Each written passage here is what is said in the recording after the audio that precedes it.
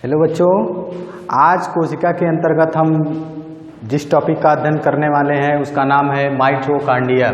इसके पहले आप लोगों को पिछली वीडियो में जो है कि बता दिया गया था प्लाज्मा मेम्ब्रेन के बारे में और क्लोरोप्लास्ट के बारे में, ठीक है। लेकिन आज हम जो है उसके आगे के टॉपिक के बारे में वर्णन करेंगे जिसका नाम है माइटोकॉन्ड्रिया, ठीक है। सर्वप्रथम माइटोकॉन्ड्रिया को 1980 ईस्वी में 1880 में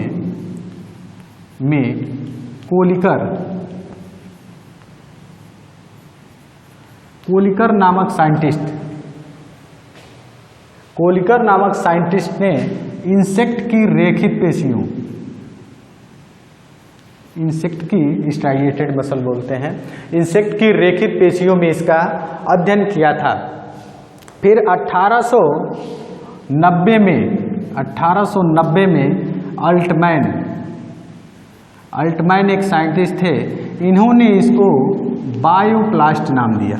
क्या नाम दिया? बायोप्लास्ट।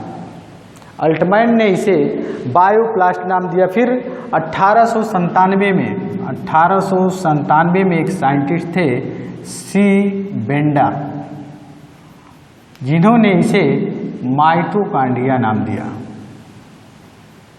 ठीक है। पुनः एक बार देख लीजिए। 1880 ईस्वी में जो है कोलिकर नामक साइंटिस्ट ने इसे इंसेक्ट की रेखित पेशियों में खोजा था और 1890 ईस्वी में इसे अल्टमैन ने बायोप्लास्ट नाम दिया। और फिर उसके बाद 1897 में सी बेंडा ने इसे माइटोकॉन्ड्रिया नाम से संबोधित किया या माइटोकॉन्ड्रिया के बारे में बताया कि यह माइटोकॉन्ड्रिया है, ठीक है। आप जानते हैं कि यह सूक्ष्म आकार की एक छड़ी के आकार की या गोल रॉड शेप्ड स्ट्रक्चर होती है, गोल होती है, ठीक है। और ये कहाँ पाई जाती है? माइटोकॉन्ड्रिया कोशिका के मैट्रिक्स में या साइटोप्लाज्म में या कोशिका द्रव्य के अंदर क्या होती है? उपस्थित होती है। कौन? माइटोकॉन्ड्रिया, ठीक है। इसका आकार जो होता है, इसकी लंबाई 3 से 5 माइक्रोन म्यूयम होती है, ठीक है। 3 से 5 माइक्रोन ये लंबी होती है, ठीक है। ये इसकी लंबाई है। अब आते हैं कोशिका के संरचना के बारे में। अल्ट्रा स्ट्रक्चर ऑफ माइटोकॉन्ड्रिया, यानी कि कोशिका के अंदर उपस्थित माइटोकॉन्ड्रिया के अल्ट्रा स्ट्रक्चर के बारे में जब इलेक्ट्रॉन सूक्ष्मदर्शी की सहायता से हम इसको देखते हैं तो ये क्या है? ये बाहर से 2 लेयर की बनी एक संरचना दिखाई देती है, जिसके बाहर जो है सबसे बाहर की तरफ जो लेयर दिखाई देती है वो क्या होती है? सपाट होती है। जबकि अंदर वाली लेयर जो होती है क्या होती है? जगह जगह पे धसी हुई होती है, ठीक है। अंदर वाली लेयर जो है धसी हुई होती है, इसलिए इसको जो है ट्यूबुलाई बोला जाता है, ठीक है। अब ये ध्यान देंगे कि जो बाहर वाली लेयर है उसको बोलते हैं आउटर मेम्ब्रेन। यहाँ पे देखेंगे बाहर वाली लेयर को आउटर मेम्ब्रेन, जबकि इसके अंदर वाली लेयर को हम क्या कहते हैं? इनर मेम्ब्रेन के नाम से जानते हैं, ठीक है। बाह्य कला या आंतरिक कला, ठीक है। और उसके बीच जो स्थान उपलब्ध होता है या स्थान जो होता है ये क्या होता है? इसको कहते हैं इंटर मेम्ब्रेनस स्पेस, यानी 2 कलाओं के मध्य जो बीच में स्थान उपस्थित होता है उसको इंटर मेम्ब्रेनस स्पेस कहा जाता है।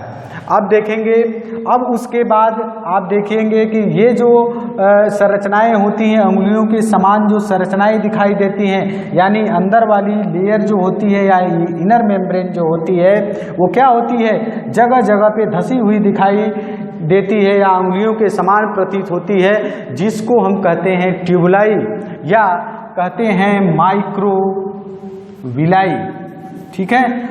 ये दोनों नाम देते हैं, माइक्रोविलाई या ट्यूबुलाई नाम देते हैं। और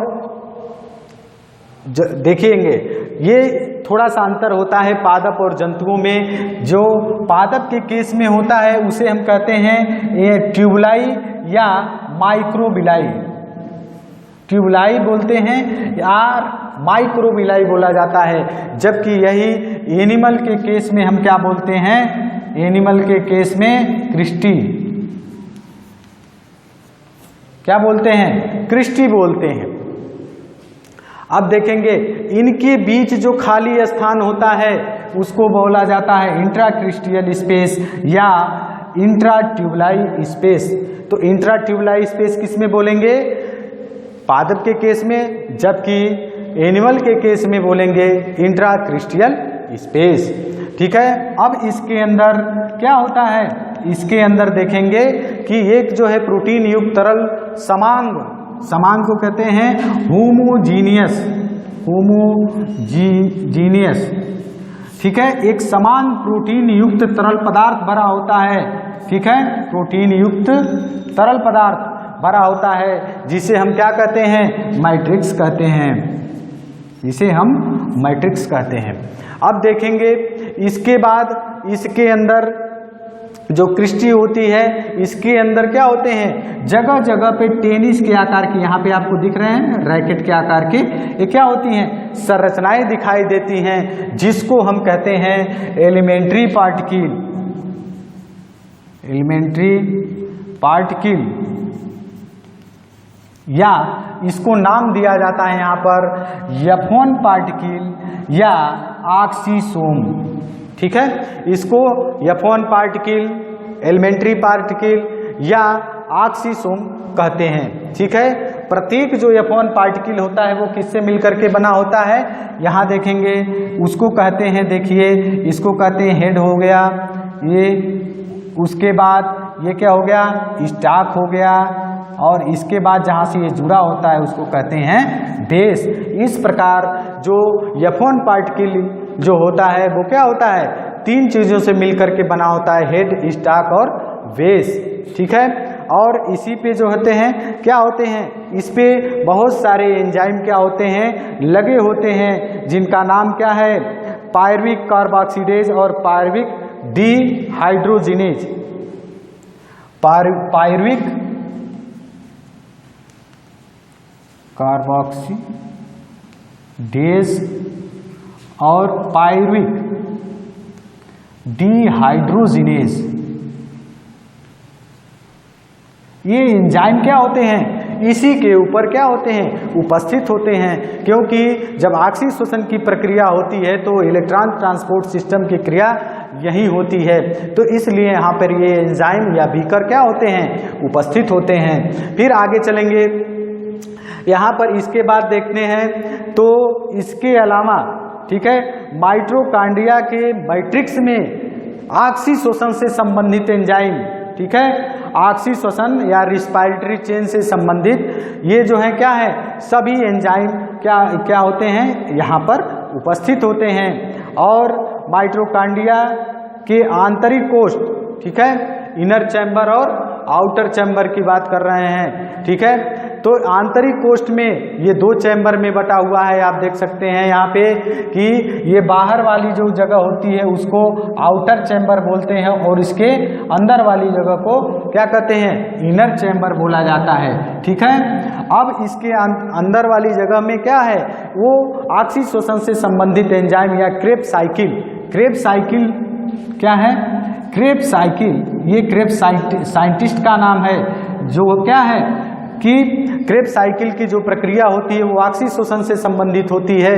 क्योंकि जब ऑक्सीशोषण में जब ग्लूकोज को तोड़ा जाता है, ठीक है, तो ग्लाइकोलिसिस की जो प्रक्रिया इससे पहले होती है उसमें क्या होता है? पायरुविक एसिड का निर्माण होता है और वो एसिटिल कोएंजाइम में उसको फिर परिवर्तित करके फिर क्रेब्स साइकिल में भेज दिया जाता है, जहाँ पर ऑक्सीशोषण से संबंधित एंजाइम ये कहाँ पे उपस्थित होते हैं? माइटोकॉन्ड्रिया के मैट्रिक्स में उपस्थित होते हैं। और वहाँ से उनका क्या होता है?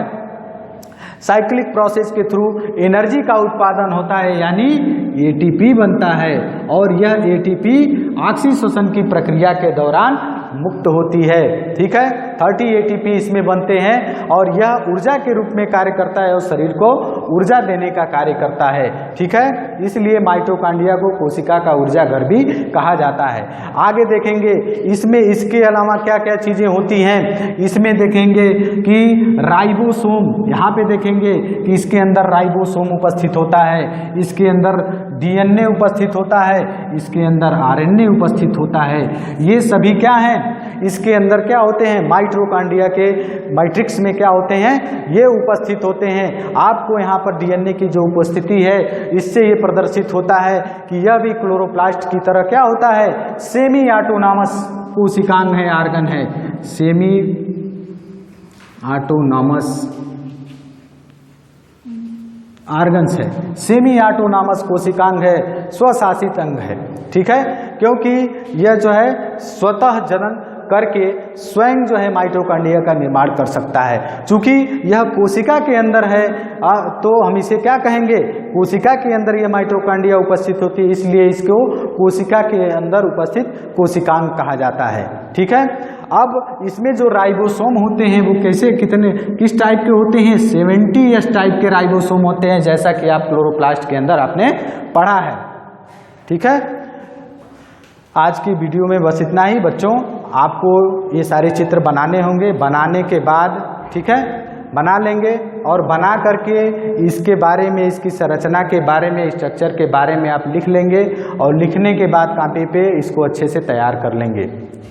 ठीक है, धन्यवाद।